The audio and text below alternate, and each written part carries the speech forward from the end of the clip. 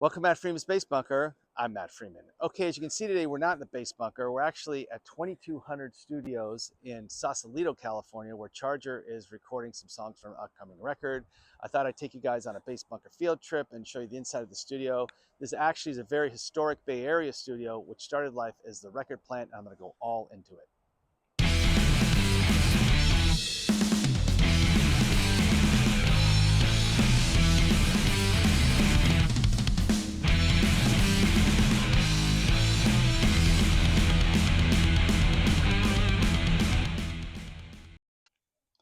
Okay, I'm going to start in the back here. So there's two studios in this place. There's A and there's B. We're actually recording in A, and there's B over there. And as you can see, we've got a lot of these gold records and platinum records that were recorded here. I'll show you those guys in a minute. But the first thing that stands out in this thing is this amazing woodwork. I mean, this was really built. And back in the day, this is how you recorded records. You had these big studios. It was all analog. You had to have something that sounded good, a comfortable place to record, and everything was mechanical. The tape, the boards, everything. It was before digital, before Pro Tools, before computers and everything. So this one still survives, and it's really great. I found out something from the owners about this woodwork. Is if you look at it, Sausalito is right on the bay, and there was a shipbuilding community here, back in the day.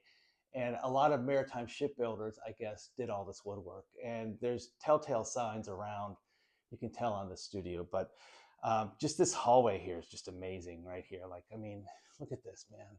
It's all curved. I don't know, maybe they put mics in here and record stuff. But yeah, it's really cool. So the story on this place is, like I said before, this used to be the record plant. And the record plant was a famous studio in the Bay Area when the Bay Area had a lot of famous studios. Fantasy in Berkeley was one. That's where Out Come the Wolves and Let's Go was recorded. A lot of the Creedence records and you name it. This one was around from 1972 to 2009 and then shut down for about 15 years. And mostly because of just, economics, these are very expensive facilities to run, especially analog. Now it's sort of digital, but I guess they do have some tape machines lying around. A lot of gold and platinum records have come out of this place, and this is just what's in here. There's so much stuff here. There's some cool ones over here. John Fogerty, Bay Area guy, Creed's Clearwater Revival, Centerfield. That was a huge record. Sammy Hagar's up there, which is pretty cool. We got a Too Short record over here, which is rad. So a lot of people recorded here, a lot of Bay Area people. So this is Studio B. We're not in here. I don't think anyone's in here today, but see what I mean? It's got some really cool artwork. I want to show you guys all this stuff. Very 1970s, but still really rad because this is all obviously hand done, sort of handmade. Another cool thing I found sort of lurking around was this Leslie, this B3 organ Leslie, and as you can see here, it says Fantasy on it. So it came, I was talking to the guys, a lot of this, when Fantasy closed, they got a lot of their equipment, and this is one of them. And I'm pretty sure that this is, unless they had two of them, this is the organ that Time Bomb was recorded on. So that's pretty cool. It's not on right now. All right, so we're gonna go out of here into Studio A, where we're recording. And as you can see, this is a big room. And so what we're doing here is we're all in the same room recording, and we're putting our cabinets in isolation rooms, and we're playing through headphones. We can hear the drums through the headphones, but we can hear our guitars and bass. So here's Drew from Charger's Guitar World. And then we've got Jason's drum set with about 400 mics on it. And then another cool fact about this studio. So if you look here, there's a main room. There's really cool woodwork going on. There's a lot of that stuff around. So you see how high that ceiling is? Apparently in the 90s, Metallica recorded a record here, and they wanted a bigger drum sound, so they had the ceiling raised, which is pretty cool and doesn't surprise me because of the Metallica, and they can pretty much do anything. So there's that. There's some amps there. Here's my bass world over here. I'll go into this more later. But yeah, this is the main room. So here's the control room in there. All right. right. You know what? I'll go in there. It looks like people are in there. We're actually taking a break right now. We recorded a bunch of live stuff. All right, here we are in the control room. There's the Charger guys. There's Drew. There's Jason. There's Chris Dugan doing some drum edits. And as you can see, it's very 70s. We got a lot going on here. I'm sure these holes are here for a reason. Probably make stuff sound better. We got this picture. This is like period. I guess this is the way the control room used to look like with this big stained glass thing. And I'm not sure who this guy is, but he definitely looks like every dude my mom dated in the 70s.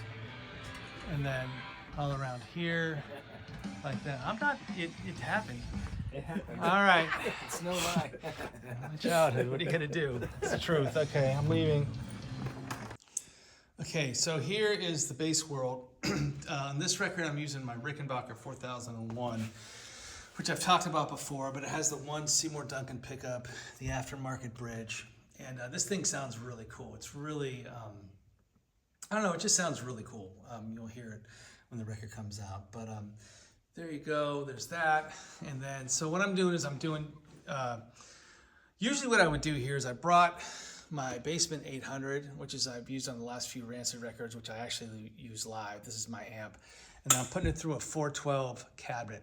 So we tried that and it sounded really good, but I want to try something a little different. So I actually brought my Tone Master Pro, and we've been actually using this, and this sounds really cool. You can do anything with these things. It has a lot of different presets, a lot of different amps and stuff. So the setup I have now is I'm going to just go through it.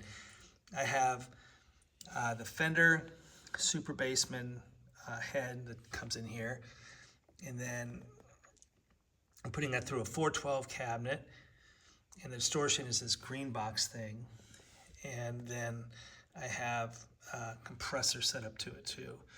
So this is sort of like, I mean, live I use something completely different, but the basic, for Charger, the basic idea is the same, you know, sort of distortion and, you know, sort of overdriven. And then I have a wah pedal here.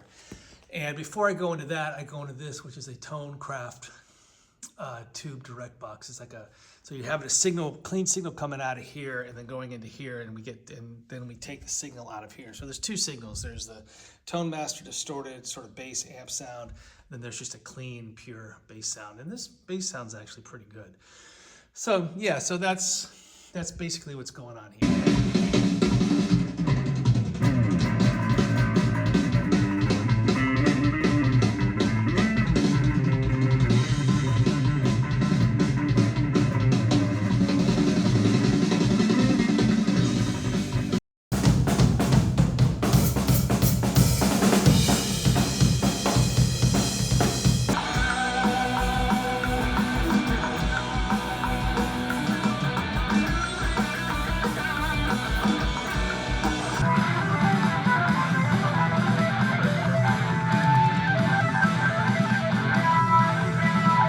All right, so there you go. Thanks to everybody that likes and subscribes. Let me know what you guys want to see on the channel. I love reading your comments. I always learn something.